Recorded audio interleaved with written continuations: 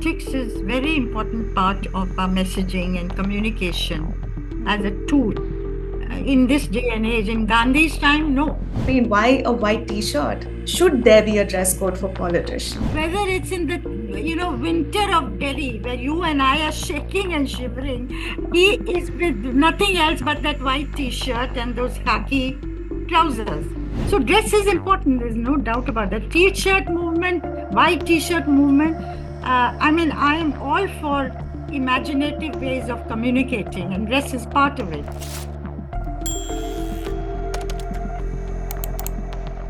Hello and welcome to Explain Politics. I'm Charulata Biswas and I'm being joined by Neja Chaudhary, contributing editor at the Indian Express. And today we are back with another episode. But Neja ma'am, today it will be a little offbeat. Probably because we will be talking about the white t-shirt movement that Rahul Gandhi, Congress leader, has started on Sunday. And it is quite interesting because uh, his whole Padayatra that we saw, the Bharat Jodo Yatra, we've only seen him wearing that white t-shirt, and then he continued to be in that t-shirt. How do you think is this campaign going to build his image, and what is the whole idea you think is sort of is behind this whole campaign? Why a white t-shirt? I think the Congress party wants to further build brand Rahul. And t-shirt, the white t-shirt is, integrally part of Rahul Gandhi today.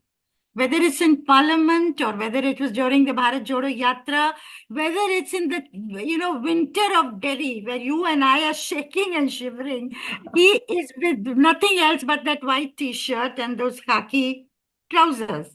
Right. So that has become a trademark of Rahul Gandhi. Just as I say, the statements he sometimes comes out with, what I now call Rahulese, like diplomatese and legalese. So there are things that Rahul Gandhi will say, which only Rahul Gandhi can say and get away with it. So also this white t-shirt. Now, the Congress party has said in the past there have been, movements have been associated with clothing. And they talk about Singapore with Lee Kuan Yew. In the 50s, people wore white t-shirts, white trousers. So also in France, there was a yellow shirts movement, and so on. That has been over the years in our own country. Politicians have tried to acquire a persona which is just them and is associated with them. Sushma Swaraj, after the late Sushma Swaraj, who was in the cabinet foreign minister in Narendra Modi's government in the first term, after a point, she started to wear these, waistcoats, the jackets over her sari. And it was also said that she used to wear certain colors on certain days. Which were then associated with, which are auspicious, whatever the reasons for it. Now, I know Mamta Banerjee, for instance, she wears those rubber chappals. Exactly. That is typical Mamta Banerjee. She wears those white bordered saris. And often in the early years, they used to be crumpled, not beautifully, ironed or starched, which I think they're much better today as the Indian chief minister. George Fernandez, who was also in Vajpayee's cabinet, and a socialist leader, he made a point of going for his swearing in crumpled kurtas. That was his, unique, ID. If George Fernandez came with a perfectly ironed kurta or perfectly, groomed look, people would be very surprised. So that was a socialist identity, which also the kurta, the crumpled kurta spoke of it. So also, I think Rahul Gandhi, will it work? This white t-shirt movement, will it work? I don't know. Because, of course, as the Congress party has said, Mahatma Gandhi went in for charkha and khadi as the symbol of the movement. And that was charkha, it was a sign of Swadeshi. Right. And it was accompanied by burning the foreign cloth.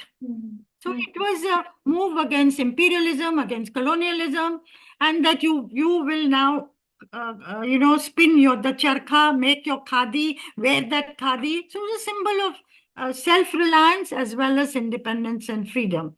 Mm. Now, Rahul Gandhi's message through the white T-shirt, Mm. from what the Congress party has put out so far, or its leaders have spoken informally about it, is to say that it stands for anybody can wear a white T-shirt. Right, It's right. within the means of anybody, poor, rich, you can get it. Mhm. And you can be, so it represents justice, it represents equity, it represents the lower classes. And they've talked about, the Congress people now working, Congress youth working with the gig workers Right. and so on. So he is reaching out for a visible identity which communicates something to the younger people. And of course, we can't forget that 65% of India is 35 years of age. So he's reaching out to those people Right. and the poorer sections, the ordinary people. Now, Hmm. what is going to be the message of the Congress beyond that? Yeah, absolutely. What is going to be the solid message? This will help if suddenly the atmosphere, electrifies with that Hmm. message. Hmm. Suddenly that there are, yes, there is an alternative. Yes, let's put our weight behind it. Yes, Right. then we will add, wear a white T-shirt to be part of that movement. Mhm. That crackling of the atmosphere so far has not happened. Hmm. But ma'am, do you think that this kind of perception building of any politician, we also saw Arvind Kejriwal when he had started off, he was also called the muffler man because he would often don a muffler around his face, and there was a topi also. Now we see Rahul Gandhi, wearing this white t-shirt.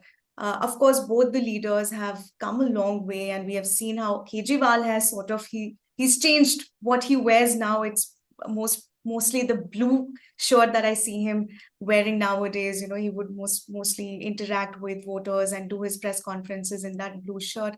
So, how important is it for a politician to um, really have a convincing image, and how would it impact the voter perception if they change what they wear or what they speak? Because to get the part, you have to look the part for sure.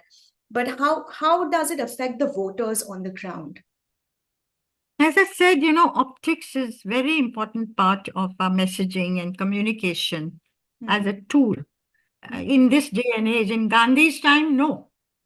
Hmm. You know, it was not as if, it was a natural,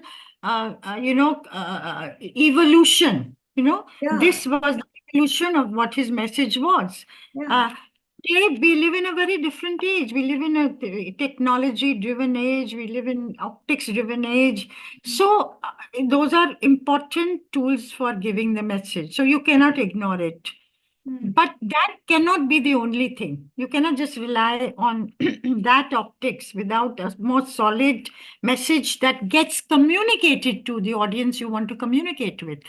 Hmm. And I think that's where they need to do a little more thinking Yeah. on what will get not just eyeballs in terms of, I mean, Narendra Damodar Das Modi woven into his suit when he met Yeah. Obama The suit. uh, was part of that optics. Yeah. Modi is very conscious of using optics as a tool for communication. Hmm. But I think the Congress party will have to do a little more thinking Absolutely. on what the solid message, the narrative, which, as I say, will set the house on fire and get people saying, yes, he's talking right. Yes, I'm going to put my weight behind it.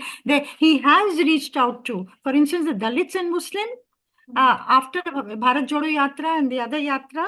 Yes, they are looking at the Congress with favor, but then Congress is not able to encash that into votes because Hmm. it doesn't have an organization. Now, this may help it build an organization. Hmm. If 500 young people are going to, for instance, work with the gig workers Hmm. about what are their problems and stand by their side.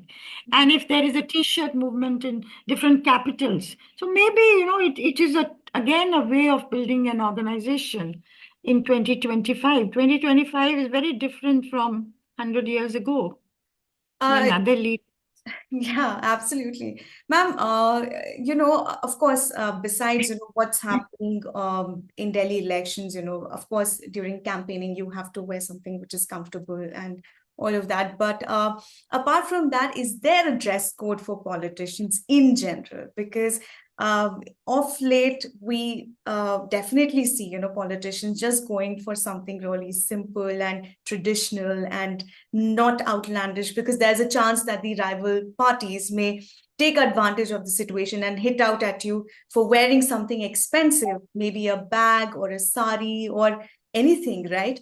I've seen in the south of India, politicians wearing white most of the time, and mostly, all of them are dressed like that. Is there a dress code for politicians, or should there be a dress code for politicians?